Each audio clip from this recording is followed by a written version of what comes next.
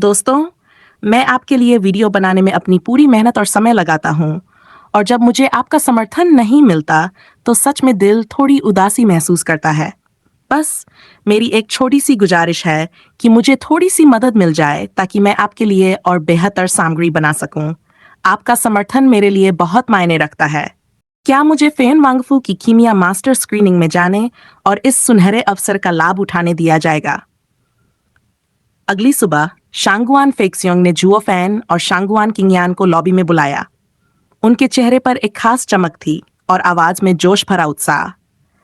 उन्होंने मुस्कुराते हुए घोषणा की, हमारे लिए एक बड़ी खबर है।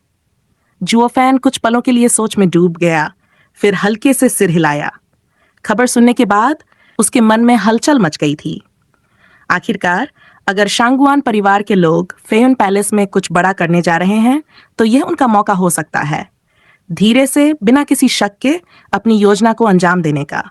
समय ही सब कुछ है और वह जानता था कि किसी भी तरह की गलती के लिए यहाँ कोई जगह नहीं है। अब जब शांगुआन परिवार के सदस्यों का संदेह उस पर नहीं है, उसे यह अवसर मिलना किसी वरदान से कम नहीं लगा।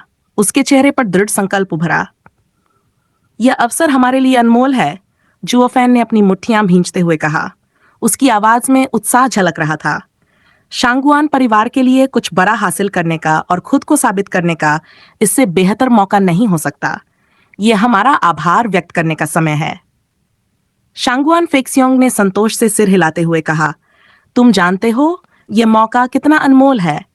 परिवार के बुजुर्गों ने तुम्हें स्वीकार किया है, लेकिन बहुतों की आंखों में अभी भी शक है। अगर तुमने इस बार खुद को साबित कर दिया, तो कोई भी तुम्हें लेकर कोई सवाल उठाने की हिम्मत नहीं करेगा। जुओफैन ने गंभीरता से सिर हिलाया। उसकी आंखों में आत्मविश्वास की चमक थी। शांगुआन किंगयान मुस्कुराई और बोली, श्री गु, आपको इस मौके का पूरा फायदा उठाना चाहिए।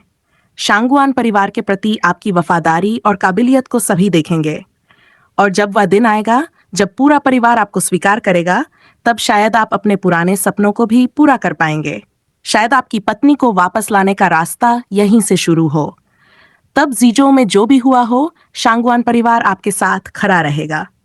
जुओफैन चुपचाप उसकी ओर देखने लगा। उसकी आंखों में सच्चाई और उम्मीद की झलक थी, लेकिन जुओफैन हल्के से मुस्कुराया। तो ये बात है। अब समझा कि वह हमारे पिता पुत्र का इतना ख्याल क्यों रख रही थी, उसने सोचा। लेकिन दुर्भाग्य से चीजें इतनी आसान नहीं हैं। उसकी आंखों में एक हल्की उदासी झलक गई और उसने चुपचाप सिर झुका लिया। अरे, भले ही आप शांगुआन परिवार का हिस्सा बन जाएं, जंगली मत बनना, शांगुआन फेक्सियोंग ने मजाकिया अंदाज में झुंझलाते हुए कहा। लेकिन तुरंत ही उनकी आवाज गंभीर हो गई। लेकिन एक बात याद रखना, हमारा परिवार कमजोर नहीं है। अगर आपका काम सही है और उद्देश्य स्पष्ट है, तो यह परिवार आपके लिए हमेशा खड़ा रहेगा। जुओफैन ने आभार से सिर झुकाया। आपका धन्यवाद चाचा, आपके समर्थन से हमें नई उम्मीद मिली है। लेकिन भीतर से वह जानता था कि रास्ता उतना सीधा नहीं है जितना दिखता है। शांगुआन किंगयान ने उनकी ओर देखा और कहा, और यान एयर, इस बार हम यूलिन और यिफान को कीमिया मास्टर स्क्रीनिंग में भेजने की योजना बना रहे हैं। वहां से आपकी असली परीक्षा शुरू होगी।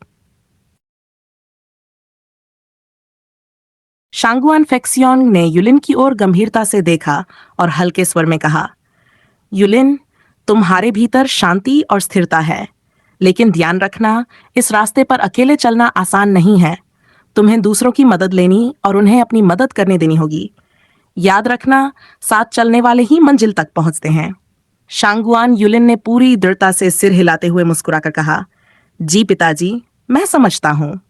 लेकिन तभी शांगुआन किंगयान ने जुओफैन की ओर चुटकी लेते हुए कहा, और मिस्टर गु, भविष्य में मेरी बात सुनना मत भूलिएगा। उसका यह कहना जुओफैन को थोड़ा असहज कर गया, लेकिन उसने हल्की मुस्कान के साथ जवाब दिया। हालांकि उसके भीतर के विचार साफ थे।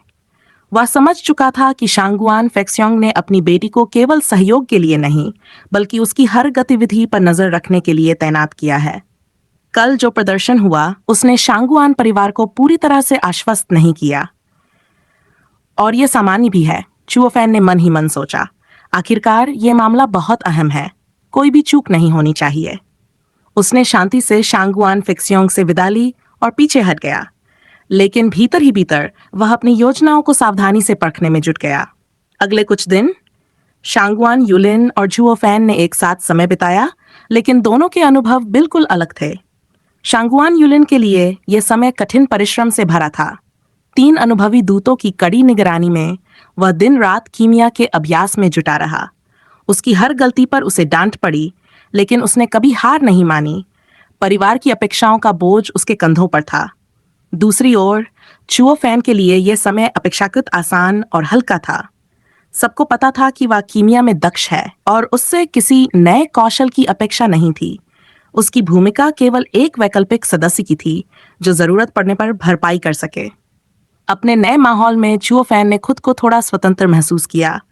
वह अपने बेटे और शांगवान किंगयान के साथ समय बिताने लगा। उनके बीच का समीकरण अब हल्का और दोस्ताना हो गया था। हल्के पल। पीछे के बगीचे में तीनों अक्सर बच्चों जैसी चंचलता में खो जाते। तीसरा बेटा, पतंग को थोड़ा नीचे पकड़ो, नहीं तो ये गिर जाएगी। किंगयान खिलखिलाते हुए चिल्लाई, चाची आप इसे संभालिए, मैं फल लेकर आता हूँ। छोटे तीसरे बेटे ने हंसते हुए जवाब दिया। किंगयान ने जुओ फैन की ओर मुड़ते हुए चुटकी ली। अरे गुयफान, तुम्हारा काम सिर्फ आराम करना ही है क्या? तुम्हारे बेटे की पतंग पकड़ने में मदद करो। जुओ फैन ने अनमने स्वर में जवाब दिया, छोटा तीसरा बेटा मेरी जिम्मेदारी है, पर अभी नहीं, मुझे सोने दो। तुम कितने आलसी हो, किंगयान ने उसे घूरते हुए कहा। अगर यह तुम्हारा बेटा नहीं है तो क्या फर्क पड़ता है? उसे अपने बेटे की तरह समझो, जुओ फैन ने चुटकी लेते हुए कहा। बहुत अच्छा, लेकिन इस बहस से बेहतर है कि मैं कुछ और सोचूं। यह मासूम पल उनकी गंभीर दुनिया में राहत की तरह था। जुओ फैन की मुस्कान हल्की थी, लेकिन उसकी आंखों में एक अलग सी चमक थी। भीतर ही भीतर वह जानता था कि हल्के पलों के पीछे उसकी असली चुनौती छिपी हुई है। दरवाजे के बाहर हंसी और चहचहाट की आवाजें हवा में तैर रही थीं। भीतर शांगुलिन जलती हुई भट्टी के सामने पैर मोड़े बैठा था। उसका चेहरा गुस्से से तमतमा रहा था। उसकी भौहें सिकुड़ गई थीं और उसका पूरा शरीर तनाव में कांप रहा था। आंखों में ऐसी चमक थी जैसे वह किसी को चुनौती दे रहा हो।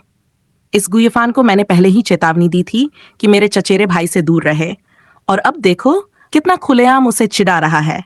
रुको, एक दिन मैं इसे सबक सिखाऊंगा। शांगवान युलिन का गुस्सा भीतर ही भीतर उबल रहा था। अचानक एक हल्की आवाज ने उसका ध्यान भंग किया। पीछे से बांस की छड़ी उसके कंधे पर हल्के से पड़ी। उसने पीछे मुड़कर देखा तो वहां खड़ा था उसका सख्त गुरु। उसकी ठंडी आंखें शांगवान युलिन के क्रोध को चीरती हुई उसे संयमित रहने का निर्देश दे रही थीं। शांत हो जाओ, अपने मन को केंद्रित करो, कीमिया में चाबी है ध्यान, बाकी सब भूल जाओ। गुरु की आवाज धीमी लेकिन युलिन के मन में खींच थी। बाहर वो लोग मजे कर रहे हैं और मैं यहाँ भट्टी के सामने बैठा हूँ। क्या सच में शांत रह सकता हूँ? अगले ही पल एक और हल्की चोट उसके सिर पर लगी। इस बार गुरु का स्वर और भी कठोर था। विचारों को भटकने मत दो, ध्यान केंद्रित करो। यह तुम्हारा अभ्यास है, कोई मजाक नहीं। गहरी सांस लेते हुए युलिन ने अपना सिर झुका लिया। उसकी नजर भट्टी की ओर थी, लेकिन उसका मन कहीं और। ये मेरी ही गलती है। लोगों ने मुझे महल में मौका दिया और मैं ही इस गुयफान को साथ लाया।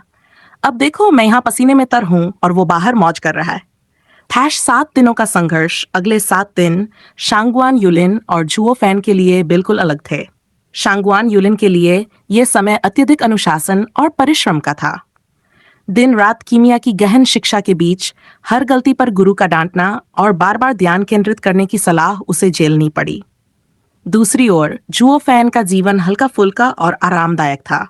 सब जानते थे कि वह कीमिया में निपुण है, इसलिए उसे कोई अतिरिक्त सिखाने की जरूरत नहीं थी। उसका समय अपने बेटे और शांगुआन किंगयान के साथ हंसी खुशी बिताने में बीता। क्या अजीब विडंबना है, युलिन ने सोचा। मुझे ये मुख्य भूमिका निभानी चाहिए थी और चुओ फैन को वैकल्पिक, पर सब उल्टा हो गया है। 8वां दिन, बदलाव की बयार 8वें दिन, सब कुछ बदलने वाला था।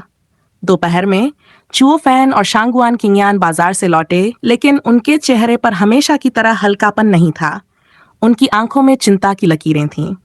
जैसे ही उन्होंने मुख्य हॉल में कदम रखा, शांगुआन किंगयान ने जल्दी से शांगुआन फेक्सियों को संबोधित किया। पिताजी, शाही महल ने एक महत्वपूर्ण घोषणा की है। 3 दिन बाद शाही महल में एक विशेष बैठक होगी। वहां शक्तिशाली कीमियागरों की परीक्षा ली जाएगी और जिन्हें चुना जाएगा उन्हें राजकुमार के इलाज के लिए सम्राट के पास भेजा जाएगा। इस खबर से हॉल में एक पल के लिए सन्नाटा छा गया। शांगुआन फेक्सियों के चेहरे पर गहरी सोच और गंभीरता छा गई। दूसरी ओर चुओफैन के होंठों पर एक हल्की मुस्कान थी, मानो वह पहले से ही इस खेल के अगले कदम को समझ चुका हो। अचानक अपनी सीट से उछलते हुए शांगुआन फेक्सियोंग की आंखों में एक अलग चमक थी। वह उत्साह से चिल्लाया, आखिरकार जिस दिन का हम इंतजार कर रहे थे वह आ ही गया। जब से सुना था कि कीमियागरों की परीक्षा होगी और शहर के दरवाजे बाहरी लोगों के लिए खुले हैं, तभी से हमें इस पल की उम्मीद थी। और अब 3 दिन बाद वह दिन आएगा जब हम महल में कदम रखेंगे। हाँ हाँ हाँ। उसके चेहरे पर विजयी मुस्कान थी। अपनी बात खत्म करते ही वह जल्दी से उठ खड़ा हुआ और उत्साहित होकर बोला, मैं तुरंत 3 उपासकों को सूचित करता हूँ। समय आ गया है कि हम अपनी योजना को अंजाम दें। शांगुआन किंगयान ने भी अपनी खुशी को छिपाने की कोई कोशिश नहीं की। उनकी आंखों में संतोष छलक रहा था। जुओफैन की ओर मुड़ते हुए उन्होंने हल्के से मुस्कुराते हुए कहा, गु यीफान, इस बार तुम्हारी काबिलियत परखने का मौका आया है। भले ही तुम वैकल्पिक हो, लेकिन कोई चूक मत करना। जुओफैन की आंखों में एक रहस्यमयी चमक थी। हल्की मुस्कान के साथ उसने आत्मविश्वास में श्वास से जवाब दिया, चिंता मत कीजिए, मैं कोई मौका नहीं गंवाऊंगा। किंगयान ने उसकी मुस्कान को देखा, मानो उसमें कोई गहरी बात छिपी हो। उन्होंने हल्के से सिर हिलाया और अपने पिता के पीछे पीछे पिछवाड़े की ओर चले गए। जब उनकी परछाई भी गायब हो गई तो बगल में खड़े प्राचीन 3 लिंक ने चुओफैन को देखा और चिंतित स्वर में पूछा, पिताजी, क्या यह सच में एक जाल हो सकता है? जुओफैन ने उसकी ओर देखा, एक हल्की मुस्कान के साथ सिर हिलाया, हाँ, यह जाल है। प्राचीन 3 लिंक ने अपना माथा सिकोड़ते हुए कहा, लेकिन हाल के दिनों में शांगुआन परिवार के जासूसों ने जो सूचना भेजी है वह कहती है कि राजकुमार गंभीर रूप से घायल है और कुछ दिनों तक महल से बाहर नहीं निकलेगा। तो क्या? जुओफैन ने उसकी बात बीच में ही रोकते हुए उसके सिर पर हल्के से थपथपाया और मुस्कुराते हुए कहा, यह मुद्दा राजकुमार की स्थिति का नहीं है, बल्कि इस बात का है कि यह सूचना कितनी सुविधाजनक लगती है। अगर कुछ इतना सहज दिखे तो उसमें गड़बड़ी जरूर होती है। यह एक जाल है और इसे बहुत सावधानी से रचा गया है। प्राचीन 3 लिंक की चिंता बढ़ती जा रही थी। उसने अधीर होकर पूछा, लेकिन फिर भी शांगुआन परिवार इसमें क्यों कूद पड़ेगा? क्या वे इसे नहीं समझते? जुओफैन ने ठंडी हंसी के साथ जवाब दिया, यह इंसानी स्वभाव है। लोग वही मानने को तैयार होते हैं जो वे मानना चाहते हैं। भले ही यह साफ हो कि यह एक जाल है, वे इसे अवसर समझने की हर संभव कोशिश करेंगे और लालच इंसान को अंधा बना देता है। यही कारण है कि दुनिया में इतने कम असली अवसर होते हैं। एक पल के लिए उसकी आंखों में चमक आई।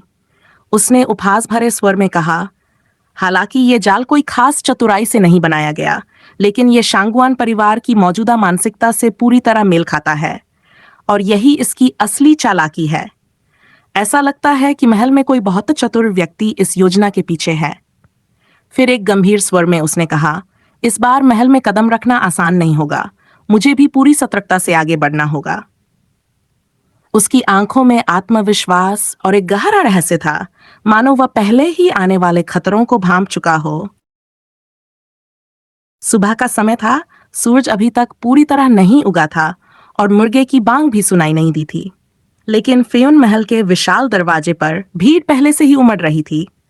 हर कोई जो इस आयोजन की हवा सूंघ चुका था वहां इकट्ठा हो गया था। इनमें से कुछ असली कीमियागर थे जिनके चेहरे पर आत्मविश्वास छलक रहा था, जबकि कुछ बस मौके की तलाश में थे। उनकी आंखों में वह सपने दिख रहे थे कि किस्मत उन्हें अचानक ऊंचाई तक पहुंचा देगी। हर किसी के दिल में बस एक ही ख्वाहिश थी, तलवार सितारा साम्राज्य के शाही परिवार का मेहमान बनना। लोग समूहों में बात कर रहे थे। कोई हंस रहा था, कोई तुच्छ बातचीत में लिप्त था, तो कोई दूसरों को बधाइयां दे रहा था। मगर सभी के चेहरे पर मौजूद मुस्कान के पीछे एक अदृश्य प्रतिस्पर्धा की तलवार लटक रही थी। हर कोई अपने भीतर की तैयारी को छुपाने में लगा हुआ था, जबकि उनकी आंखें सामने खड़े हर प्रतियोगी की ताकत को परख रही थीं। इसी माहौल में जुओफैन और शांगुआन किंगयान की आकृतियां बेहद शांत और आत्मविश्वास से भरी हुई सबके सामने प्रकट हुई। भीड़ में से एक व्यक्ति, जो शायद ज्यादा ही बातूनी था, शांगुआन खिंगयान की ओर बढ़ा। उसकी नजरों में अजीब सा कौतूहल छलक रहा था। उसने हंसते हुए कहा, अरे वाह, क्या यह सच है? तुम एक कीमियागर हो? महिलाओं का इस क्षेत्र में होना तो काफी दुर्लभ है।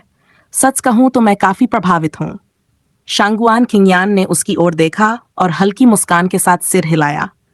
फिर उसने चुओ फैन की ओर इशारा करते हुए कहा, आप गलत समझ रहे हैं। मैं कीमियागर नहीं हूं। मेरे भाई हैं। मैं तो बस उनके साथ आई हूं। यह सुनकर उस व्यक्ति के चेहरे का रंग बदल गया। उसने जुओ फैन को ऊपर से नीचे तक घूरा। थोड़ी देर तक देखने के बाद उसके चेहरे पर एक तिरस्कार भरी मुस्कान आई। उसने ठंडी हंसी के साथ कहा, ओह, तो ये बात है। खैर, बहुत अच्छा। लेकिन माफ कीजिए, मैं किसी से मिलने जा रहा हूं। फिर मिलते हैं। ये कहते हुए वह झट से वहां से खिसक गया और दूसरे समूह में शामिल हो गया। वहां जाकर वह जोर जोर से हंसने लगा, जैसे वह सबको जानता हो। अरे वाह, हर कोई यहाँ इतना योग्य और प्रभावशाली लगता है। क्या बात है? ये देख शांगुआन किंगयान थोड़ी हैरान हुई। उसने जुओ फैन की ओर देखा और कहा, यह आदमी कौन था? पहले तो बड़े उत्साह से बातें कर रहा था, फिर अचानक बिना कुछ कहे भाग गया। जुओ फैन ने हल्की हंसी के साथ सिर हिलाया। उसने कहा, वह तुम्हारे बारे में जानने आया था। वह समझ रहा था कि अगर तुम कीमियागर होती तो तुम निश्चित रूप से एक खतरनाक प्रतियोगी साबित होती। लेकिन जैसे ही उसे पता चला कि मैं कीमियागर हूं और मेरे पास 5 गुना साधना की क्षमता है, उसकी दिलचस्पी खत्म हो गई। खिंगयान की आंखों में हल्की शंका झलकी। उसने पूछा, क्या उसने तुम्हें नीचा समझा? जुओ फैन ने कंधे उचकाकर मुस्कुराते हुए कहा, ऐसा ही कुछ। लेकिन यह कोई नई बात नहीं है। अधिकतर लोग कीमियागर की ताकत को उसकी साधना से जोड़कर देखते हैं, पर असली कौशल तो साधना से परे होता है। इसीलिए मैं यहां हूं, यह साबित करने के लिए कि चीजें दिखावे से कहीं ज्यादा होती हैं। उसकी आंखों में आत्मविश्वास छलक रहा था, जैसे वह पहले से जानता हो कि अंत में जीत उसी की होगी। शांगुआन किंगयान का चेहरा गुस्से से तमतमा उठा। उसने तीखे शब्दों में कहा, यह व्यक्ति तो हद से ज्यादा कुटिल है। चाहे तुम्हारी ताकत कमजोर हो या कीमिया में तुम बहुत कुशल न हो, लेकिन तुम कम से कम उन लोगों से बेहतर हो जो केवल दिखावा करते हैं और मौका पाकर खुद को महान साबित करने की कोशिश करते हैं। ऐसे लोग मेरी नजर में सबसे नीचे हैं। मैं कभी किसी को नीचा दिखाने वाली नहीं हूं। जुओ फैन ने हल्का सा मुस्कुराते हुए सिर हिलाया। उसने मजाकिया लहजे में कहा, बहन, भले ही वह मुझे नीचा देखता हो, लेकिन तुम्हारे ये शब्द मेरी हालत और खराब कर देते हैं। ताकत कमजोर, कीमिया खराब। सच में ये सब बातें तो मुझे ही परिभाषित करती हैं। क्या तुम जानती हो, ऐसा कहना मेरे आत्मसम्मान को ठेस पहुंचाता है? शांगुआन किंगयान ने यह सुनकर थोड़ा सा कपकाते हुए जवाब दिया, ओह, मुझे खेद है। मेरा ऐसा मतलब नहीं था। मैं बस थोड़ी चिंता में थी। लेकिन सच कहूं, मैं केवल सच्चाई कह रही हूं। या फिर सोचो, तुम्हारी कीमिया कितनी भी प्रभावशाली क्यों न हो, अगर ये इतनी प्रभावशाली होती तो मेरे पिता मेरे भाई को 7 दिनों तक लगातार अभ्यास क्यों करवा रहे होते? चुओ फैन ये सुनकर अपनी हंसी रोक नहीं सका और हल्की खांसी के साथ बोला, बहन, कृपया यह आदत छोड़ दो कि दूसरों को असहज महसूस कराओ। मैं तो फिर भी सह लेता हूं, लेकिन कोई और होता तो शर्मिंदगी से पानी पानी हो जाता। तुम तो ऐसा लग रहा है जैसे सीधे विरोधियों की मदद कर रही हो। शांगुआन किंगयान ने उसकी पीठ पर हल्का प्रहार किया और गुस्से में कहा, नफरत, तुम तो हर बार मुझे ही दोष देते हो। जब तुम खुद दिन भर बस बेवकूफी करते रहते हो, तो मैं तुम्हें क्या सिखाऊं? यहां तक कि परसों मेरे भाई ने बापिनदान को शुद्ध करने की कोशिश में असफल हो गया और पिताजी चिंतित थे। मैंने उन्हें सांत्वना देने की कोशिश की, लेकिन मैंने कुछ ऐसा कह दिया कि उन्हें और गुस्सा आ गया। यह सुनकर जुओ फैन जोर से हंस पड़ा। उसने मजाक उड़ाते हुए कहा, हा हा हा, बहन, तुमने वाकई में अपनी बातों से जहर घोलना सीख लिया है और अब मुझ पर दोष मढ़ रही हो। तुम्हारी इस आदत के लिए मैं जिम्मेदार नहीं हूं। शांगुआन किंगयान का चेहरा शर्म से लाल हो गया। उसने जुओ फैन की ओर गुस्से में देखते हुए कहा, तुम हंसते क्यों जा रहे हो? क्या तुम कभी विनम्र और सभ्य नहीं हो सकते? पूरे दिन इसी तरह से बकवास करते हो और अब ये भी कहोगे कि तुम्हारी वजह से मैंने ये सब सीखा। दोनों के बीच ये मजाक भरी तकरार चलती रही। उनकी नोक-झोंक से माहौल में हल्की सी गर्मजोशी आ गई थी। लेकिन जहां बाकी सब इस दृश्य का आनंद ले रहे थे, वहीं एक कोने में छिपी जोड़ी आंखों से ईर्ष्या और क्रोध की आग झलक रही थी। शांगुआन यूलिन, जो पहले ही उनसे अलग हो गया था, यह सब देख रहा था। उसकी आंखें लाल थीं और उसका चेहरा गुस्से से तना हुआ था। शांगुआन यूलिन और जुओ फैन को वांग हवेली में अलग अलग परिचितों के रूप में व्यवस्थित किया गया था। ये योजना इसलिए बनाई गई थी ताकि किसी भी संदिग्ध गतिविधि से दोनों की पहचान उजागर न हो। जुओ फैन की फेयुन शहर में ठोस पहचान थी, जिससे उनके लिए चीजों को संभालना आसान था। लेकिन शांगुआन यूलिन को बार बार शहर से बाहर जाना और फिर वापस आकर अजनबी होने का दिखावा करना पड़ता था। इस पूरी योजना का उद्देश्य यह था कि अगर शांगुआन यूलिन किसी भी स्थिति में पकड़ा भी जाए तो जुओ फैन का इससे कोई संबंध साबित न हो। लेकिन परिवार के वरिष्ठों की इस सूझबूझ में एक कमी थी। उन्होंने शांगुआन यूलिन के स्वभाव और उनकी जलन भरी प्रवृत्ति का ध्यान नहीं रखा। दूर से जब शांगुआन यूलिन ने जुओ फैन को शांगुआन किंगयान के साथ हंसी मजाक करते देखा तो उनका गुस्सा सुलगने लगा। उनके चेहरे पर ईर्ष्या और असहायता की मिश्रित भावनाएं साफ छलक रही थीं। उनकी मुट्ठियां कस गई और उभरती हुई नीली नसें उनके भीतर के उफान को साफ जाहिर कर रही थीं। तभी पीछे से किसी ने एक बेसुरी आवाज में मजाकिया अंदाज में कहा, ओह, तो आप भी एक कीमिया मास्टर हैं या फिर कोई शक्तिशाली आत्मा पिघलाने वाले?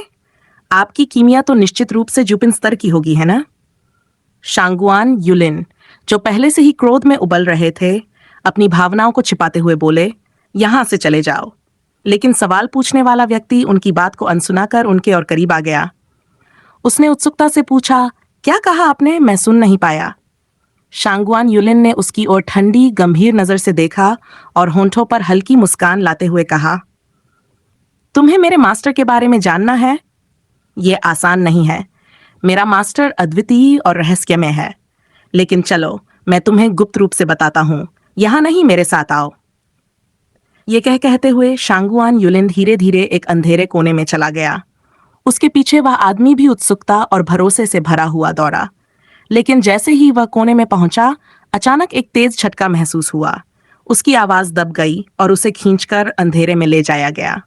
कुछ ही क्षण बाद वहां से मफल्ड आवाजें और धमाकों की हल्की गूंज आने लगीं। काफी देर बाद शांगुआन यूलिन छाया से बाहर निकला। उनका चेहरा शांत और संतुष्ट लग रहा था। उन्होंने गहरी सांस ली और हल्की मुस्कान के साथ भीड़ में फिर से शामिल हो गए, मानो कुछ हुआ ही न हो। लेकिन अंधेरे कोने में कराहने की आवाजें अब भी गूंज रही थीं। एक खून से सनी हथेली जमीन पर खिसकती हुई बाहर निकली। वह घायल व्यक्ति दर्द और अपमान से भरा खुद को खींचकर बाहर लाने की कोशिश कर रहा था। उसकी टूटी हुई आवाज फुसफुसाई, ये किस बात का बदला था? मैंने ऐसा क्या किया कि यह सहना पड़ा? लेकिन वह शायद कभी नहीं समझ पाएगा कि यह बदला शांगुआन यूलिन की ईर्ष्या और क्रोध का परिणाम था। उस आदमी का दुर्भाग्य केवल इतना था कि वह गलत समय पर गलत इंसान के सामने पड़ गया। उस व्यक्ति की पिटाई को अगर किस्मत का खेल कहें तो शायद गलत नहीं होगा। उसका दुर्भाग्य उसे वहां तक खींच लाया जहां उसे अपनी हालत पर खुद भी यकीन नहीं हो रहा था। चेहरे पर सूजन, नाक से बहता खून पोंछते हुए वह अपनी असहायता और गुस्से को दबा नहीं पाया। दांत पीसते हुए वह बोला, याद रखना, मैं तुम्हें छोड़ने वाला नहीं हूं। तुम्हारी शिकायत करने जाऊंगा, देखना। इसी बीच जब उसकी कराहने की आवाज गूंज रही थी, फेयुन हवेली के भारी दरवाजे धीरे धीरे खुले।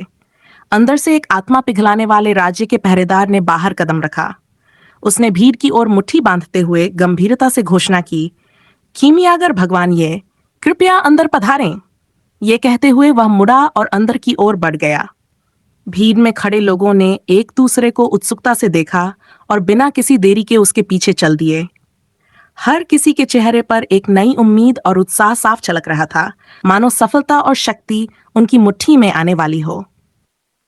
एक भव्य और शानदार हॉल में 3 प्रमुख हस्तियां अपनी सीटों पर बैठी थीं। बाईं ओर देश के पहले प्रधानमंत्री बेली जिंगवे थे, बीच में फेयुन तलवार राजा शांगुआन फेयुन और दाईं ओर ड्रैगन तलवार राजा डैन किंगशेंग। उनकी आंखों में गंभीरता थी और चेहरे पर संयम। वे शांत मगर तीखी निगाहों से सामने खड़े उस व्यक्ति को देख रहे थे जो खून और चोटों से भरा हुआ था। उस व्यक्ति का चेहरा कड़वाहट से भर गया था, लेकिन उसने हिम्मत जुटाकर अपनी बात रखी। अपनी नाक से खून पोंछते हुए उसने कहा, 3 महानुभावों, यकीन मानिए, जिसने मुझ पर हमला किया वह निश्चित रूप से शांगवान परिवार से है, मुझे पूरा यकीन है।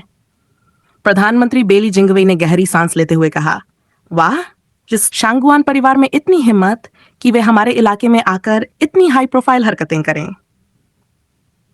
डैन किंगशेंग ने मुस्कुराते हुए चाय का प्याला उठाया और धीमे स्वर में कहा, अगर कोई दुश्मन के इलाके में जाता है तो उसकी पहली कोशिश यही होती है कि वह खुद को छिपाए और विवाद से बचे, लेकिन यहां तो उल्टा हो रहा है। प्रधानमंत्री की मुस्कान अचानक गंभीरता में बदल गई। उन्होंने अपनी तीखी निगाहें उस घायल व्यक्ति पर डाली और सख्त आवाज में कहा, एक बार फिर सोचकर बताओ, तुम्हें पूरा यकीन है कि वह आदमी शांगुआन परिवार से है? उस सवाल ने घायल व्यक्ति को हड़बड़ाहट में डाल दिया। उसकी नजरें इधर उधर घूमने लगीं। वह सोच ही रहा था कि क्या जवाब दे, तभी एक धमाकेदार आवाज ने हॉल को झकझोर दिया। प्रधानमंत्री बेली जिंगवेई ने जोर से मेज पर थप्पड़ मारा और गुस्से से बोले, तुम्हें हवा का रुख भांपने के लिए भेजा था, न कि अपनी निजी दुश्मनी निकालने के लिए। तुम्हारी जिम्मेदारी थी कि तुम सही जानकारी इकट्ठा करो, न कि इस तरह अनर्गल आरोप लगाओ।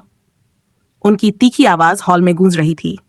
घायल व्यक्ति सिर झुकाए खड़ा था, मानो उसने अपनी गलती समझ ली हो।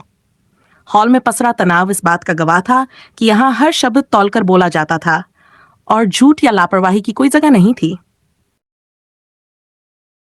डैन किंगशेंग ने एक हल्की असहाय हंसी छोड़ी और व्यंग्यात्मक लहजे में कहा, जासूसों की तरह चुपचाप काम करना चाहिए, लेकिन हमारे रक्षक तो अक्सर घमंड और अभिमान से भरे होते हैं। उन्हें चुप रहने के लिए कहना तो मानो पहाड़ खिसकाने जैसा है। इस व्यंग्य पर घायल व्यक्ति ने तुरंत सफाई देने की कोशिश की। नहीं नहीं, दोनों राजकुमारों और श्री प्रधानमंत्री, मैं सचमुच चुपचाप खड़ा था। शांगुआन फेन ने उसकी सफाई को अनसुना कर दिया और तमतमाते हुए बोला, अगर तुम चुप थे तो तुम्हें पीटा क्यों गया? तुम्हारी हालत ये बता रही है कि कुछ तो गड़बड़ है। उसकी बात सुनकर घायल व्यक्ति ने भीतर ही भीतर बड़बड़ाया, हाँ, मुझे क्यों पीटा? मैंने तो बस एक शब्द कहा था। प्रधानमंत्री बेली जिंगवेई ने हल्का सिर हिलाते हुए गहरी सांस ली और गंभीर आवाज में बोले, दुनिया में कुछ भी बिना कारण के नहीं होता। अगर महल के बाहर इतने सारे कीमियागर मौजूद थे तो परेशानी तुम ही पर क्यों आई? देखो, तुम्हें केवल सबक सिखाया गया, तुम्हारी पहचान उजागर नहीं हुई। अगर तुम्हारी असली पहचान सामने आ जाती तो तुम शायद इस वक्त बोलने लायक भी नहीं होते। उन्होंने एक पल रुककर तीखी नजर घायल व्यक्ति पर डाली और कहा, लेकिन इसके बावजूद तुम यहां आकर दावा कर रहे हो कि तुम्हें पीटने वाला शांगुआन परिवार का आदमी था? क्या हमें बेवकूफ समझ रहे हो या फेयुन हवेली को अपनी फालतू कहानियों का मंच बना रहे हो? घायल व्यक्ति तुरंत घबराया और हाथ जोड़ते हुए चिल्लाया, नहीं नहीं, मैं सच कह रहा हूं, ऐसा कुछ नहीं है। प्रधानमंत्री ने अपने होंठों को तिरस्कार में मोड़ा और तीखे स्वर में पूछा, तुम्हें पूरी तरह यकीन है कि वह व्यक्ति शांगुआन परिवार का ही था? व्यक्ति का चेहरा सर्द पड़ गया और उसकी आवाज कांपने लगी। उसने सिर झुका लिया और कुछ बोलने की कोशिश की, लेकिन शब्द उसके गले में अटक गए। प्रधानमंत्री ने यह देख अपने हाथ छटकते हुए कहा, मुझे तो अब साफ लग रहा है कि तुम न सिर्फ गैर जिम्मेदार हो, बल्कि बिना सोचे समझे यहां बेतुके आरोप लगाने आए हो। उन्होंने शांगुआन फेयुन की ओर देखा और व्यंग्य करते हुए बोले, फेयुन तलवार राजा, आपके ये जासूस क्या सचमुच भरोसेमंद हैं? अगर हर कोई इतनी ही लापरवाही से काम करेगा तो क्या आप अपने क्षेत्र की सच्चाई तक पहुंच सकते हैं? एक तलवार राजा जिसे अपने क्षेत्र के हालात की भी समझ नहीं, वह भला क्या नेतृत्व करेगा? इसके बाद बेली जिंगवेई उठ खड़े हुए और ठंडी हंसी के साथ बोले, मुझे अब दखल नहीं देना चाहिए।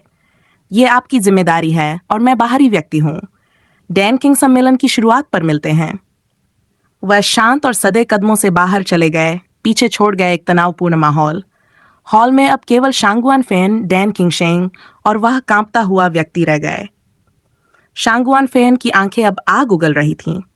उसकी मुट्ठियां क्रोध में कस गई और उसकी आवाज ठंडी मगर खतरनाक थी। आखिरी बार पूछ रहा हूं, वह आदमी सचमुच शांगुआन परिवार का था या तुम यहां अपनी बेइज्जती का बदला लेने आए हो? व्यक्ति का चेहरा पसीने से तर था।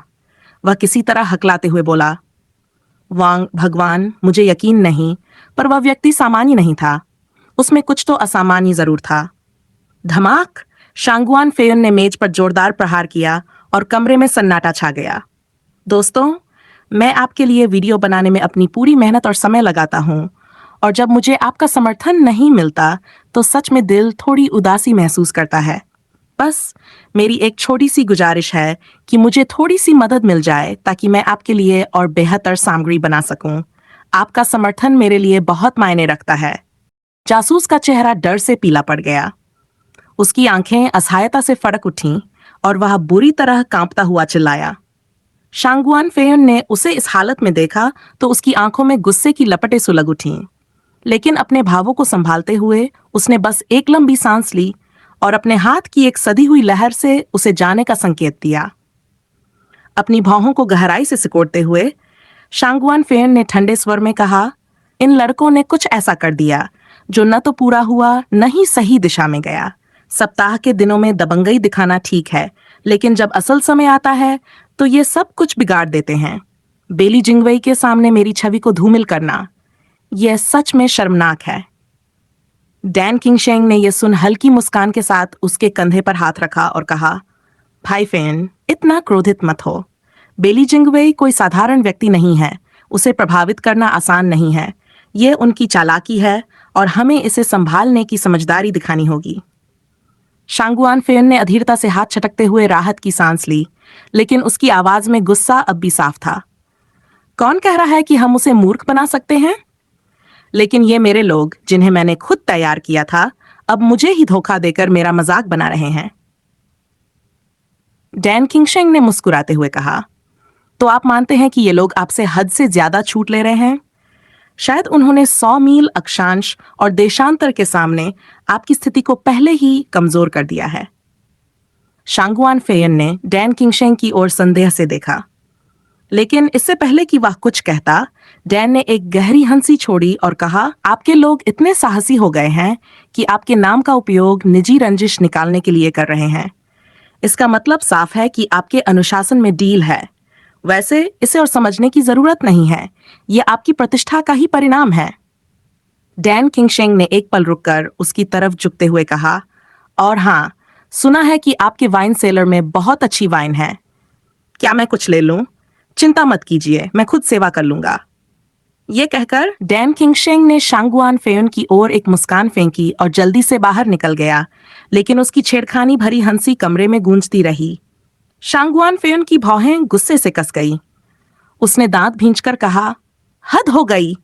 इन लोगों ने मुझे बेइज्जत कर दिया, और अब ये बूढ़ा डैन किंगशेंग भी मेरी हालत पर हंसने की हिम्मत कर रहा है। लगता है अब वक्त आ गया है कि मैं फेयन वांगफू के अनुशासन को फिर से सख्त करूं। उसकी आंखों में एक नई चमक थी। वह मन ही मन योजना बनाने लगा, लेकिन कहीं न कहीं उसे इस बात का एहसास नहीं था कि यह घटना भाग्य और दुर्भाग्य के बीच एक खेल का हिस्सा थी। फेयन वांगफू का पिछला बगीचा दूर जेड पत्थरों से बनी एक बड़ी छत के सामने भीड़ जमा थी। 1000 से भी ज्यादा लोग वहां खड़े थे, और जितनी दूर नजर जाती सिरों की कतारें ही दिखती। यहां कोई स्पष्ट नेतृत्व नहीं था। छोटे छोटे समूहों में बंटे लोग आपस में चर्चा में व्यस्त थे। हर किसी की नजर कीमियागरों पर थी और उनके व्यक्तित्व तथा क्षमताओं को लेकर तरह तरह की बातें चल रही थीं। क्या आपको लगता है कि उनमें से कोई आज के परीक्षण में सफल होगा? ये तो भाग्य और कौशल पर निर्भर करेगा, लेकिन ऐसा कुछ देखने का मौका रोज नहीं मिलता। चारों तरफ उत्सुकता और प्रत्याशा का माहौल था, लेकिन यह सब कुछ शांति और संतुलन में बसा हुआ था। लोगों की बातें और गतिविधियां उस बड़े आयोजन के लिए तैयारी का हिस्सा बन गई थीं, जो जल्द ही शुरू होने वाला था। देखो, वहां मिस्टर जू और मिस्टर जू डिंगक्सियन खड़े हैं। वे दोनों इस क्षेत्र के दुर्लभ 9वीं कक्षा के कीमिया मास्टर हैं। सुना है वह जल्दी ही 9वीं कक्षा के कीमिया मास्टर की रैंक तक पहुंचने वाले हैं। क्या वही लोग थे? मैंने सुना था कि उन्होंने पिछली रॉयल कैपिटल किंग प्रतियोगिता में हिस्सा लिया था और पूरा झोंगझोउ में वे शीर्ष डित्सीस में थे। इस बार वह चयन में भाग लेने के लिए आए हैं। अगर कोई है जो पहले नंबर पर आए तो वह वही होना चाहिए। मुझे नहीं लगता। देखो, वहां एक और है। एक व्यक्ति आश्चर्यचकित होकर बोला, जबकि दूसरे ने हल्के से सिर झुकाया और तिरस्कार से एक सफेद पोशाक पहने बुजुर्ग व्यक्ति की ओर इशारा किया। यह तो डैन मिंग फीटियन है, जो दूसरी सम्राट डैन प्रतियोगिता में शीर्ष 10 में था। क्या? जब आप शीर्ष 10 में पहुंचे तो आपको सीधे सम्राट के दफ्तर से बुलावा क्यों नहीं आया? और फिर से यहाँ क्यों आए हो? क्या आपको लगता है कि आप अब भी हमारे जैसे सामान्य लोगों के साथ हैं? एक व्यक्ति ने चकित होकर पूछा। क्या तुम समझ नहीं पा रहे हो? व्यक्ति ने सिर झुकाया और हल्की मुस्कान के साथ कहा, ये बूढ़े लोग, उनकी अपनी अजीब आदतें होती हैं। कोई नहीं जानता कि वे सोचते क्या हैं। भले ही मैं पहले ही मशहूर हो चुका हूं, लेकिन इस उत्सव में शरीक होने की बात तो अलग ही है। लोगों ने यह सुना और आह भर दी। उनका मन भीतर तक भारी हो गया। अगर इस बार कम जगह मिली और इतने बड़े नामों के बीच प्रतिस्पर्धा हो, तो हमें क्या उम्मीद हो सकती है? हमारी तो कोई उम्मीद ही नहीं है। हम सिर्फ उनकी हंसी का हिस्सा बनकर रह जाएंगे। तभी दो प्रमुख खिलाड़ी एक दूसरे से मिले। जैसे ही उनका सामना हुआ, उनकी आंखों में चमक थी और माहौल में जैसे बारूद की महक घुल गई थी। तुम यहां भी हो, जू? मिंग फीटियन ने जू डिंगिंगसियन को देखे बिना ही कहा। उसकी आवाज में एक चिढ़ थी। हम्फ, यह फेयन स्वॉर्ड किंग के नियंत्रण वाला क्षेत्र है और हमारी जू परिवार की कीमिया तकनीक तो पूरे 1000 मील तक जानी जाती है। अगर बूढ़ा आदमी यहाँ नहीं आता, तो क्या ये डैन किंग कॉन्स कहलाने के लायक भी होता? जुडिंगसियन ने चुनौतीपूर्ण स्वर में कहा। अरे, ये तो बहुत बड़ा दावा है। पिछली रॉयल कैपिटल मीटिंग में मैं तुमसे 5 कदम पीछे था और अब तुम इतनी ऊंची आवाज में बात कर रहे हो। जू डिंगक्सियन, तुम तो बेशर्म हो। मेंग फीटियन ने हंसी रोकते हुए कहा। उसकी हंसी में गर्व था, जैसे उसे किसी से कोई फर्क न पड़े। जूडिंगसियन का चेहरा झपकते हुए तमतमाया। उसकी दाढ़ी कांपने लगी और उसके दांत चबाते हुए उसने कहा, मेंग फीटियन, तुम समझदार इंसान हो, तो तुम जानो कि तीसरे दिन का क्या मतलब है। पिछली बार वो तो 1 दशक पहले की बात थी। अब जब हम दोनों कीमिया के क्षेत्र में हैं, तो यह तय करना बाकी है कि कौन अधिक सक्षम है। हाँ हाँ हाँ, क्या फिर से हार का स्वाद चखोगे? ठीक है, बूढ़ा आदमी तुम्हें वह एहसास फिर से दिलवाएगा। मिंग फीटियन बेतहाशा हंसा। उसकी आवाज में विश्वास और चुनौती दोनों थे, जैसे वह किसी बड़े संघर्ष के लिए तैयार हो। उन दोनों के बीच की बढ़ती तनातनी और उनकी बातें जैसे पूरे वातावरण में बिजली का झटका छोड़ रही थीं और हर एक व्यक्ति उनकी प्रतिस्पर्धा को महसूस कर रहा था। जुडिंगक्सियन ने बुजुर्ग की उग्र दृष्टि को देखा और उसका चेहरा तुरंत लाल हो गया। क्रोध ने उसे पूरी तरह से जकड़ लिया और वह कांपते हुए खुद को रोक नहीं सका। मैं यहाँ नया आया हूँ और अभी तक किसी से नहीं मिला, लेकिन जैसे ही मैंने मेंग फीतियन को देखा, उस जिद्दी बूढ़े आदमी को, मैं खुद को हंसी रोकने से नहीं बचा सका। और फिर भी मुझे ये सोचने पर मजबूर होना पड़ा, वह यहाँ क्यों आया है? जू डिंगक्सियन ने हल्के से सिर झुकाया, लेकिन एक तिरस्कार भरी मुस्कान के साथ। सुनो, जब शाही राजधानी से कीमिया मास्टर का चयन हुआ, तो मास्टर मेग ने तुरंत शाही कीमियागर डिवीजन से इस्तीफा दे दिया। उसकी ये चुपचाप की गई कार्रवाई बहुत से लोगों के लिए हैरान करने वाली थी, खासकर उस अंगरक्षक के लिए जो हंसते हुए उसके बगल में खड़ा था। एक अन्य व्यक्ति ने यह कहते हुए सिर झुकाया। बेली जिंगवई ने हल्के से आहा भरी। उसकी मुस्कान हल्की हो गई और उसने सिर झुका दिया। यह बूढ़ा आदमी एक जिद्दी और अजीब स्वभाव वाला है। वह शाही राजधानी में ठीक से काम कर रहा था, लेकिन फिर अचानक उसने अपना रास्ता बदल दिया। अब मुझे समझ में नहीं आता कि वह क्या सोचता है। फिर उसने अपने हाथों को इधर उधर लहराते हुए सीधे मेंग फीतियन की ओर बढ़ने की योजना बनाई। पास पहुंचते ही उसने दूर से हाथ हिलाया और मुस्कुराते हुए कहा, लाओ मेंग, बहुत समय हो गया। क्या ये बूढ़ा आदमी कोई परिचित है? शैतान कहाँ है? क्या तुमने कुछ सूट पास कराए हैं? मेंग फीतियन ने चिढ़ते हुए पूछा, लेकिन उसका चेहरा अचानक गंभीर हो गया। वह धीरे धीरे मुड़ा और फिर उसकी आंखें चौंक गईं। बिना एक पल गंवाए उसने झुकते हुए कहा, तुम बेली चेंग? बेली जिंगवई ने उसकी चुप्पी को देखा और उसे संकोच से बचाते हुए एक मुस्कान के साथ उसके पास पहुंचा। उसने उसकी बाना को हल्के से थपथपाया और कहा, लाओ मेंग, आखिरी बार शाही राजधानी में अलविदा लिया था, अब कैसे हैं तुम? बस, एक बूढ़ा आदमी जो थोड़ा चिंतित था। ठीक है, सब कुछ ठीक है। बूढ़ा आदमी ठीक है। मेंग फीतियन ने हंसते हुए अपने माथे से पसीना पोंछा, थोड़ा शर्मिंदा होकर मुस्कुराया। ये दृश्य जू डिंगसियन के लिए कुछ अजीब था। मेंग फीतियन, जो हमेशा जीवंत और उत्साही रहते थे, आज अचानक इतने झिझकते हुए क्यों दिख रहे थे? क्या हुआ था? जू डिंगसियन ने कुछ और गहराई से देखा। उसकी आंखों में संदेह की चमक थी। लाओ मेंग, सुना है तुमने शाही राजधानी में अच्छा काम किया, फिर तुम अचानक यहाँ क्यों आए? क्या तुम्हें शाही परिवार में प्रवेश का कोई अवसर नहीं मिला? बेली जिंगवेई की आंखों में हल्की चमक थी। उसने मेंग फीतियन की बानों को और भी हल्के से थपथपाया, जैसे उसके शब्दों में कुछ सवाल छिपे हों। मेंग फीतियन ने हल्के से मुस्कुराते हुए जवाब दिया, अरे अरे, मैं कुछ नहीं छुपा रहा। राजकुमार का एक हादसा हुआ और शाही दरवाजे बंद हो गए। शाही किमियागर को अब आने की अनुमति नहीं है। मुझे लगा हम अब और अच्छा नहीं कर रहे हैं, और तभी इस पुराने आदमी ने परेशान होकर अपने पद से इस्तीफा दे दिया। अब वह फिर से मौका तलाशने के लिए यहाँ आए हैं, अपनी योग्यता साबित करने के लिए, ताकि वह प्रतिस्थापित न हो जाए। सच में? बेली जिंगवेई ने हैरानी से पूछा। उसकी भौहें चढ़ी हुई थीं। जू डिंगसियन ने पुनः उसकी आंखों में गहरी निगाह डाली, जैसे उसकी पूरी सच्चाई को समझने की कोशिश कर रहा हो। तुम फेयुन तलवार किंग के राज्य में क्यों आए? 9 क्षेत्रों में तुम्हारा स्थान यहाँ नहीं होना चाहिए। मेंग फीतियन का चेहरा अचानक कांप गया। उसके शब्दों में दुविधा और उलझन थी, और वह यह नहीं जानता था कि क्या कहना चाहिए। इस समय जू डिंगसियन एक कदम आगे बढ़ते हुए हल्के से समझाने लगा, देखो, यह लड़का इस बूढ़े आदमी का सामना करने आ रहा है। हाँ, वह और बूढ़ा आदमी एक ही शिक्षक के पास पढ़े हैं, लेकिन वह हमेशा शांत रहता है, कभी भी किसी से नहीं डरता। पिछली बार शाही राजधानी की दानहोई प्रतियोगिता में उसने 5 बड़े कीमियागरों को हराया और शाही कीमिया मास्टर के रूप में चयनित हुआ, जबकि बूढ़ा आदमी हार गया था।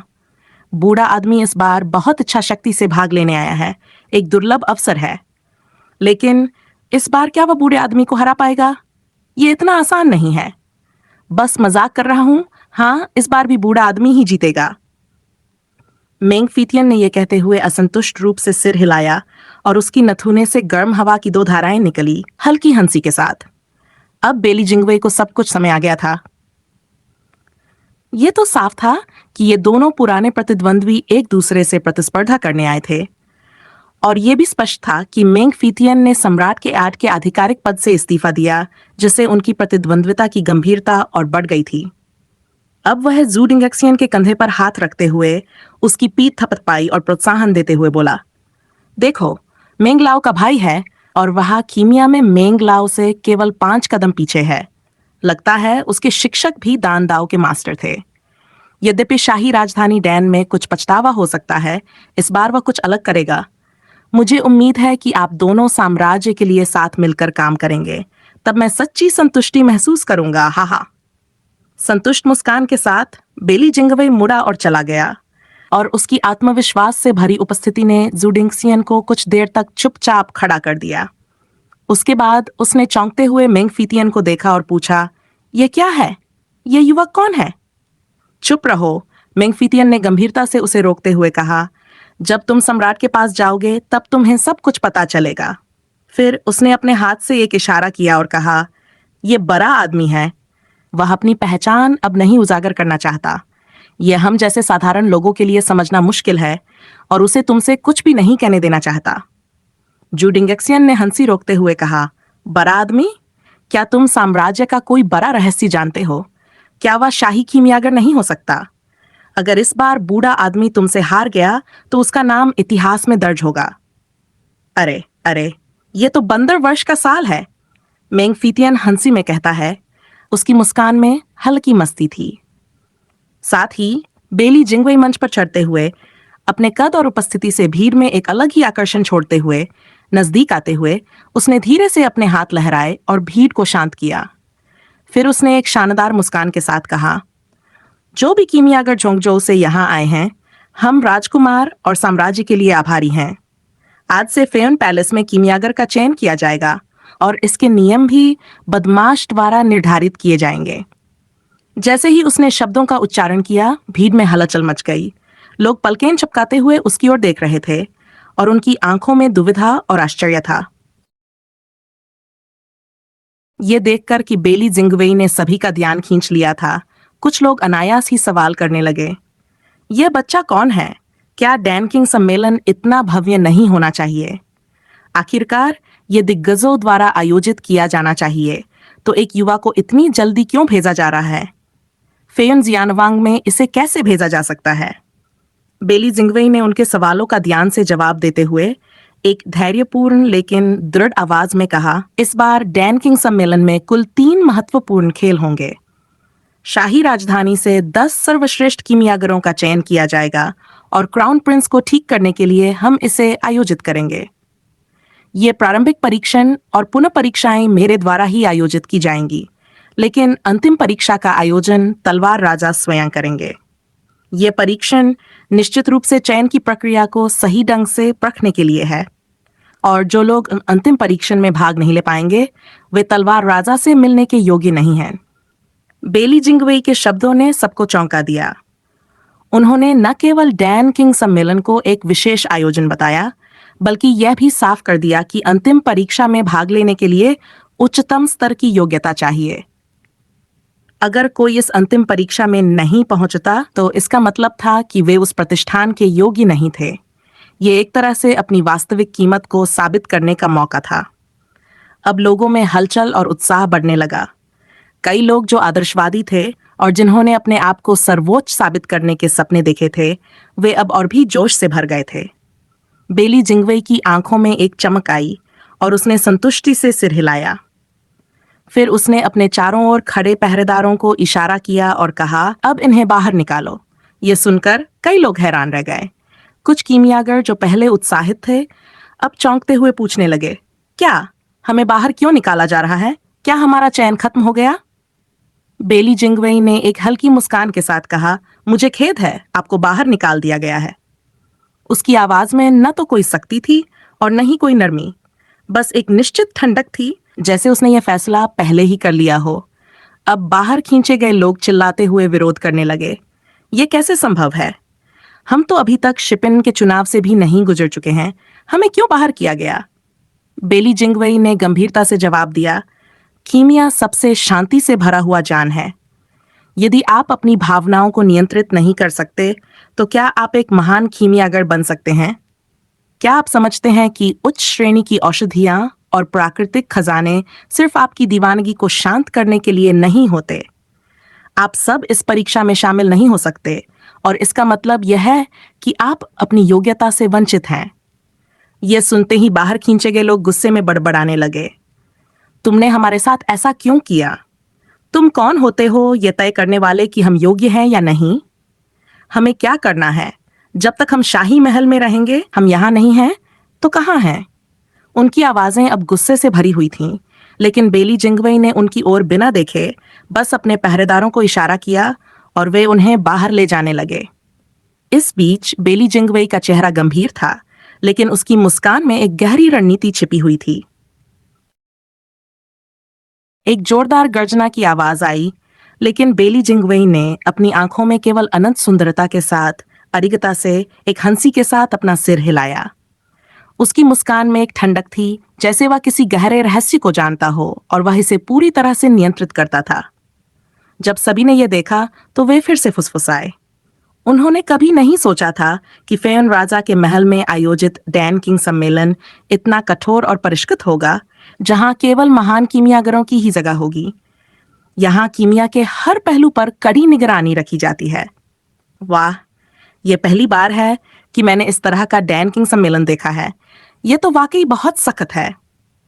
शांगुआन किंगयान ने अपने होठों को चटकाया और बड़बड़ाते हुए कहा, लेकिन उसकी आवाज में भी एक अजीब सा सम्मान था। जुओ फैन ने भी मुस्कुराते हुए सिर हिलाया, लेकिन जैसे ही उसकी नजरें बेली जिंगवेई पर पड़ी, उसकी आंखें चुपके से सिकुड़ीं और उसका चेहरा कुछ गहरे विचारों में खो गया। उसने महसूस किया कि यह सम्मेलन केवल कीमियागरों की स्क्रीनिंग नहीं थी, बल्कि यह एक बहुत बड़े उद्देश्य के लिए किया जा रहा था। अब मुझे समझ में आ गया कि इस युवक में कुछ ऐसा है जो मैंने पहले कभी नहीं देखा, जुओ फैन ने मन ही मन सोचा। इसका आत्मविश्वास, इस सम्मेलन में जो जाल बिछाए गए हैं, यह सब बहुत ही सुनियोजित लगता है। यह स्पष्ट था कि बेली जिंगवेई ने अपने विचारों को सटीक रूप से तौल लिया था। यह सम्मेलन केवल एक परीक्षण नहीं था, ये शांगुआन किंगयान जैसे बड़े परिवारों के लिए एक अवसर था, और उनके सामने चुनौती देने वालों को यह समझने का अवसर मिल रहा था कि कौन असल में योग्य था। जब बेली जिंगवेई ने घोषणा की, बस ये केवल विविध मछलियों का एक बैच था, अब प्रारंभिक परीक्षण आधिकारिक रूप से शुरू होता है, तो उसके शब्दों में एक अनदेखी शक्ति थी। मंच पर खड़ी युवाओं की आकृतियां जो पहले नर्वस थीं, अब पूरी तरह से गंभीर हो गईं। कोई भी अब हल्के में ये कदम नहीं उठाना चाहता था। अब इस प्रारंभिक परीक्षण का सवाल है, किसी भी क्यूपिन लिंगदान को परिष्कृत करना। बेली जिंगवेई की आवाज में एक स्थिरता थी और उसकी आंखों में एक चमक थी, जैसे वह यह सुनिश्चित करने का इरादा रखता था कि हर कदम पर कोई भी गलती न हो। सभी की आंखों में घबराहट और विस्मय साफ दिखने लगा, जैसे ये घोषणा उनके लिए एक पूरी नई चुनौती हो। कुछ लोग हैरान होकर एक दूसरे से पूछने लगे, क्या पहले परीक्षण के लिए बस क्यूपिन लिंगदान बनाना है? क्या कोई और विशेष शर्तें नहीं हैं, जैसे गति, गुणवत्ता या किसी विशेष गोली का निर्माण? बेली जिंगवेई की आंखों में एक कठोर चमक थी और उसने शांति से कहा, हाँ, सब कुछ आपके हाथ में है, लेकिन यह वह क्षण है जब आप अपनी असल क्षमता को प्रदर्शित कर सकते हैं। अब समय है, चलिए इसे परिष्कृत करें। उसकी आवाज में गहरी गंभीरता और प्रोत्साहन था, जैसे वह ये चाहता था कि हर एक कीमियागर अपने भीतर की पूरी शक्ति और ध्यान से काम करें, क्योंकि यही असली परीक्षण था। जैसे ही ये टिप्पणी सामने आई, अन्य लोग सैकड़ों मील के अक्षांश और देशांतर को ध्यान से देख रहे थे और उनकी आंखों में गहरी जिज्ञासा और विस्मय झलक रहे थे। वे सभी इस कड़ी परीक्षा के बारे में सोच रहे थे और बेली जिंगवेई के शब्दों ने उन्हें और अधिक भ्रमित कर दिया था। क्या यह सच है? क्या प्रारंभिक परीक्षण इतना आसान हो सकता है? कुछ लोग आपस में फुसफुसाए, लेकिन उनकी आवाज में अविश्वास और जिज्ञासा साफ दिखाई दे रही थी। क्या सच में उन्हें केवल 7 पिन डैन बनाने के लिए कहा जाएगा? बेली जिंगवेई की आंखों में एक रहस्यमय मुस्कान चमकी और उसने आराम से कहा, कोई आवश्यकता नहीं है, जब तक आप 7 पिन डैन बना सकते हैं। उसकी आवाज में एक ठंडी नफरत और लापरवाही थी, जैसे वह पहले ही जानता हो कि वह क्या कह रहा है और इसे पूरा करने के लिए किसी भी तरह की कठिनाई नहीं होनी चाहिए। सभी की आंखों में चकित और असमंजस था। क्या यह सच में इतना आसान था? क्या हर कोई इस साधारण काम को पूरा कर सकता था? वे एक दूसरे को देखकर अपनी आशंका और कंफ्यूजन में डूबे हुए थे। क्या इसमें कोई और शर्तें होंगी? क्या कोई खास तकनीक या गति की आवश्यकता होगी? आप लोग अभी भी चकित हैं? जल्दी करो। बेली जिंगवेई की आवाज में अब एक हल्की मुस्कान थी और वह आदेश देने के बजाय सिर्फ एक संकेत दे रहा था। उसकी आंखों में वो विशेष चमक थी जो बताती थी कि वह पहले से ही जानता था कि क्या होने वाला था और अब बाकी सभी को बस इसे पूरा करना था। सभी ने एक दूसरे को देखा और फिर धीरे धीरे मुस्कुराए। यह स्पष्ट था कि बेली जिंगवेई की बातों में कोई भी संकोच या भ्रम नहीं था और सबको अब समझ में आ गया था कि उन्हें गति से काम करना होगा। किसी भी तरह की लापरवाही की कोई जगह नहीं थी। जल्द ही सभी ने अपनी हथेलियां उठाई और आग की लपटों में अपने अपने डैन को परिष्कृत करना शुरू कर दिया। एक उत्साह और ऊर्जा से भरपूर माहौल था। हर किसी की आंखों में आत्मविश्वास और प्रतिस्पर्धा की भावना थी। लेकिन समस्या जल्दी ही सामने आई। ज्वाला की अलग अलग प्रकार की आग।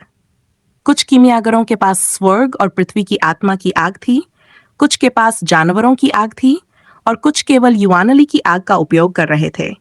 यहाँ तक कि सबसे साधारण युवानली की आग भी बिना मजबूत नियंत्रण के अपनी कार्यक्षमता से बहुत कम हो सकती थी। कुछ कीमियागर अपनी आग से संघर्ष कर रहे थे और कुछ तो अपनी ज्वाला को सही दिशा में चलाने में भी असमर्थ थे, जिससे उनका प्रयास पूरी तरह से असफल हो गया। यह दृश्य देखकर कुछ कीमियागरों के चेहरे पर निराशा और चिंता दिखाई दी, लेकिन फिर भी वे हार मानने वाले नहीं थे। वे जानते थे कि अगर वे पहले से हार मान लेते हैं तो प्रतियोगिता में हिस्सा नहीं ले पाएंगे, और वे अपनी पूरी ताकत लगाकर आग को नियंत्रित करने का प्रयास कर रहे थे। इसी बीच शांगुआन यूलिन, जो काफी समय से चुपचाप खड़ा था, अब अचानक अपनी हाथों में एक नीली लौ के साथ चलने लगा। ये लौ न केवल भयंकर शक्ति से भरी थी, बल्कि यह एक दुर्लभ और अद्वितीय आग थी जिसे शांगुआन परिवार ने खासतौर पर इस सम्मेलन के लिए तैयार किया था। वह लौ किसी भी सामान्य आग से कहीं अधिक प्रभावी थी और उसकी आंखों में चमक थी, जैसे वह एक बीज खिलाड़ी की तरह किसी चुनौती को पार करने के लिए तैयार हो। इस अद्वितीय लौ के साथ उसने 7 दिनों तक अपने गहन साधना और कीमिया के ज्ञान का उपयोग किया। अब वह अपने अमृत को परिष्कृत करने में सक्षम था और इसे 7 या 8 पिन के स्तर तक सुधार सकता था, जो कि पहले विश्व युद्ध की ताकत के समान था। उसकी आंखों में दृढ़ता और आत्मविश्वास था, जैसे वह जानता था कि इस बार वह सफलता के एक कदम और करीब था। यह परिदृश्य अब और भी गहरा और चुनौतीपूर्ण हो गया था, लेकिन हर किसी की आंखों में एक नया साहस और उम्मीद की चमक थी। अब यह समय था अपनी पूरी ताकत दिखाने का। शांगुआन यूलिन के होंठों पर एक तिरछी मुस्कान थी, उसकी आंखों में एक जला हुआ अहंकार था और वह जुओ फैन को ध्यान से देख रहा था। उसने सोचा था कि जुओ फैन के पास सिर्फ 5 देवता हैं और बिना किसी प्रभावशाली पृष्ठभूमि के वह सिर्फ एक साधारण कीमियागर होगा। उसे लगता था कि वह आसानी से उसकी ताकत से आगे निकल जाएगा, क्योंकि डैन किंग सम्मेलन में हर कोई ताकतवर था। लेकिन उसने सोचा, जुओ फैन क्या कर सकता है? ज्यादा से ज्यादा यह अपनी युआनली आग है, जो यहाँ किसी भी सशक्त ज्वाला के मुकाबले बहुत कमजोर है।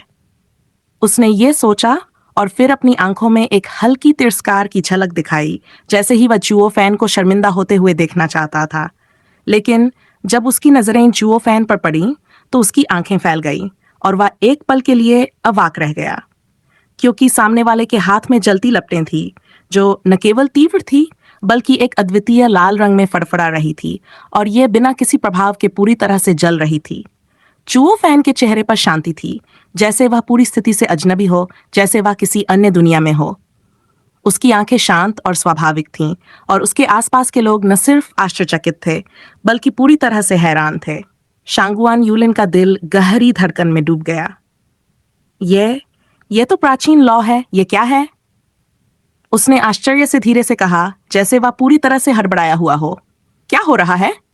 जुओ फैन ने हल्के से अपनी आंखें उठाईं और शांगुआन यूलिन की तरफ देखा। उसकी आवाज में कोई घबराहट या डर नहीं था, बस एक ठंडी सहजता थी। फिर उसने बिना किसी जल्दबाजी के जवाब दिया, युआनली आग, क्या गड़बड़ है? अब ये शब्द न केवल शांगुआन यूलिन के लिए, बल्कि बाकी के कीमियागरों के लिए भी चौंकाने वाले थे। वे उसकी अग्नि को देखकर एक के बाद एक अपनी जिज्ञासा और हैरानगी छुपा नहीं पा रहे थे। ये तो कोई सामान्य युआनली आग नहीं थी, बल्कि कुछ अलग था। शांगुआन यूलिन चकित था। मैं जानता हूं कि तुम युआनली की आग का इस्तेमाल कर रहे हो, लेकिन यहाँ इतने सारे शक्तिशाली जानवरों की आग और आत्मा की आग के बीच तुम्हारी युआनली आग कितनी प्रभावी हो सकती है? क्या यह सच में कोई फर्क डालती है? जैसे ही उसने ये सवाल पूछा, उसके आसपास के सभी लोग एक पल के लिए चुप हो गए। उनकी आंखों में एक नई उत्सुकता थी, जैसे वे समझने की कोशिश कर रहे हों कि यह अद्वितीय आग क्यों खास है। आग को नियंत्रित करना महत्वपूर्ण है, जुओ फैन ने ठंडी आवाज में कहा। उसकी आंखों में आत्मविश्वास था, जैसे वह इस बात को सही ठहराने में पूरी तरह से सक्षम हो। आप जानते हैं, आग को नियंत्रित करना हर कीमियागर के लिए एक महत्वपूर्ण कला है। सभी की नजरें अब जुओ फैन पर थीं, क्योंकि इस तरह का आत्मविश्वास और शांति कोई सामान्य कीमियागर नहीं दिखा सकता था। शांगुआन यूलिन फिर से चौंका और उससे पूछा, आग को नियंत्रित करना? यहाँ इतने सारे कीमियागर हैं, कौन आग को नियंत्रित नहीं करता? लेकिन तुम अपनी युआनली की आग को इतनी आसानी से कैसे नियंत्रित कर पा रहे हो? जुओ फैन ने धीरे से सिर हिलाया और अपनी आंखों में एक गहरी समझ दिखाई, जैसे वह अब सबको कोई नई बात बताने वाला हो। उसने कहा, आग में आध्यात्मिकता होती है और इसलिए निम्न स्तरीय लपटें स्वाभाविक रूप से कमजोर होती हैं जब वे उच्च स्तरीय लपटों से टकराती हैं, लेकिन लोगों में भी आध्यात्मिकता होती है। अगर ज्वाला की आध्यात्मिकता मानव आध्यात्मिकता के साथ एकीकृत हो जाए, तो क्या लपटें दब सकती हैं? यह सवाल न केवल शांगुआन यूलिन को, बल्कि सभी कीमियागरों को हैरान कर गया। एक चुप्पी सी फैल गई और सभी की आंखें अब इस नए सिद्धांत को समझने की कोशिश कर रही थीं। यह एक नई तकनीक, एक नई सोच थी, जो सभी के लिए एक खुली किताब जैसी थी।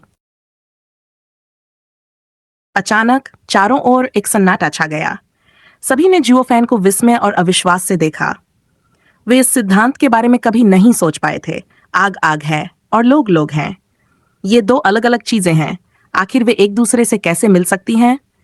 जियोफैन की हंसी में हल्का उपहास था जो उसके होठों के कोनों पर छलक रहा था। उसने कहा, तुम लोगों का अग्नि नियंत्रण तो काफी सामान्य है। आग सिर्फ आग है और लोग सिर्फ लोग हैं। तुम इसे समझ नहीं सकते।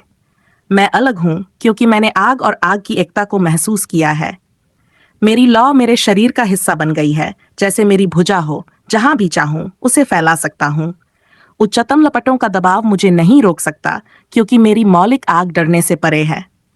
यही अग्नि नियंत्रण का असली रूप है। उसके शब्दों से पूरे माहौल में हलचल मच गई। शांगुआन किंगयान, जो पहले जियोफैन की क्षमता पर संदेह कर रहे थे, अब उसकी नजरों में सम्मान था। ओह, तो तुम सच में एक महान व्यक्ति हो, उसने कहा। उसकी आवाज में सच्ची सराहना थी। तुमने अग्नि नियंत्रण की सीमा को उस स्तर तक पहुंचाया है जहां हम सिर्फ कल्पना कर सकते हैं। मुझे ये पूरी तरह से स्वीकार करना चाहिए। आसपास के सभी लोग अब जियोफैन को सम्मान से देख रहे थे। वे उसकी जादुई नियंत्रण क्षमता को समझने की कोशिश कर रहे थे। कुछ लोग उसकी कठिनाई की सराहना करने लगे, जबकि कुछ दूसरों को उसकी यात्रा के प्रति श्रद्धा से भरे थे। हाँ, भले ही वह केवल 5 देवता हो, लेकिन उसका कौशल अद्वितीय है। अगर जियोनकताई का अनुसरण किया जाए तो उसका अग्नि नियंत्रण हमारे लिए प्रेरणा बन सकता है। तालियों की गड़गड़ाहट ने पूरा वातावरण जीवित कर दिया। शांगुआन किंगयान भी मुस्कुरा रहे थे, लेकिन शांगुआन यूलिन, जो दूर खड़ा था, गहरी निराशा और क्रोध के साथ जियोफैन की तरफ देख रहा था। वह नहीं मान सकता था कि जियोफैन इतनी आसानी से अपनी युआनली आग को नियंत्रित कर पा रहा है, और वह अब खुद को छला हुआ महसूस कर रहा था। ये वाकई एक चमत्कार जैसा था। जियोफैन ने जिस तरह से अपनी आग को नियंत्रित किया था, वह न केवल अभूतपूर्व था, बल्कि एक नई ऊंचाई पर था। उसे यह महसूस हो रहा था कि वह अग्नि नियंत्रण के सभी सिद्धांतों को उलट कर रहा है, जैसा कभी किसी ने नहीं किया था। लेकिन यह सब केवल एक बाहरी नजरिया था। असल में जियोफैन की अग्नि नियंत्रण तकनीक एक चमत्कारी घटना थी। वह इसे खुद से नियंत्रित नहीं कर रहा था। उसकी युआनली आग इतनी शक्तिशाली थी कि यह बाहरी प्रभाव से मुक्त थी। इसका मुख्य कारण उसकी 3 अद्वितीय ज्वालाएं थीं: अराजकता, हरी ज्वाला, जलता आकाश सुनहरी ज्वाला, और विश्व विलुप्ति थंडर ज्वाला। इन 3 ज्वालाओं को उसकी ऊर्जा के सम्राटों की तरह देखा जा सकता था, जो उसकी शारीरिक शक्तियों का हिस्सा बन चुकी थीं। जब वह अपनी युआनली आग को बाहर निकालता था, तो इन सम्राटों की शक्ति उसकी लौ के साथ जुड़ जाती थी। यही कारण था कि उसकी आग इतनी प्रचंड और असाधारण थी कि कोई भी अन्य आग या आध्यात्मिक शक्ति उससे मुकाबला नहीं कर सकती थी। ये बिल्कुल वैसा था जैसे एक छोटी सी लड़की जंगल में लुटेरों के बीच बिना डर के चल रही हो, ये जानते हुए कि उसके पीछे 1 लाख सशस्त्र सैनिक हैं। जियोफैन की युआनली आग में यही ताकत थी। उसके पास अनदेखी शक्ति थी और कोई भी उस शक्तिशाली प्रभाव से नहीं टकरा सकता था। इस तरह शांगुआन यूलिन और बाकी सभी लोग अब महसूस कर रहे थे कि जियोफैन की अग्नि तकनीक न केवल अद्वितीय थी, बल्कि वह अपनी खुद की शक्ति को इतना नियंत्रित कर चुका था कि उसे समझना उनके लिए असंभव था। हालांकि ये लुटेरे बच्चों को डरा सकते हैं, उनका सामना करना उस छोटे से जंगल में कर सकते हैं, लेकिन जब असली ताकत सामने आती है तो वे कभी भी कदम नहीं उठा सकते। वे बस अपनी सीमाओं को समझते हैं और वहीं रुक जाते हैं। इस समय आसपास के सभी लोग केवल ये महसूस कर रहे थे कि जियोफैन की अग्नि नियंत्रण तकनीक एक ऐसी सीमा को पार कर गई थी जिसे पहले कभी देखा नहीं गया था। यह एक अविश्वसनीय पहलू था, एक ऐसा काम जिसे देखकर सब सिर्फ प्रशंसा और सम्मान से भरे थे। उसकी कला ने उन्हें अवाक कर दिया और हर किसी की आंखों में एक अद्भुत उत्साह था। जियोफैन ने किंगयान कीमिया का इस्तेमाल नहीं किया, और फिर भी वह ये जानता था कि कोई और लपट उस पर प्रभाव नहीं डाल पाएगी। उसकी ऊर्जा और नियंत्रण इतने अद्वितीय थे कि कोई और उन्हें चुनौती देने का साहस नहीं कर सकता था। सम्राट की तरह जो अपनी यात्रा पर पूरी दुनिया को चुपचाप पार करता है, जियोफैन की शक्ति भी किसी को रास्ते में आने की अनुमति नहीं देती। इस स्थिति में उसका आत्मविश्वास और आंतरिक शांति दूसरों के लिए एक बड़े संकेत की तरह था। उसकी आग न केवल शक्ति का प्रतीक थी, बल्कि उसके भीतर समाहित अडिग धैर्य और सिद्धि का संकेत भी था।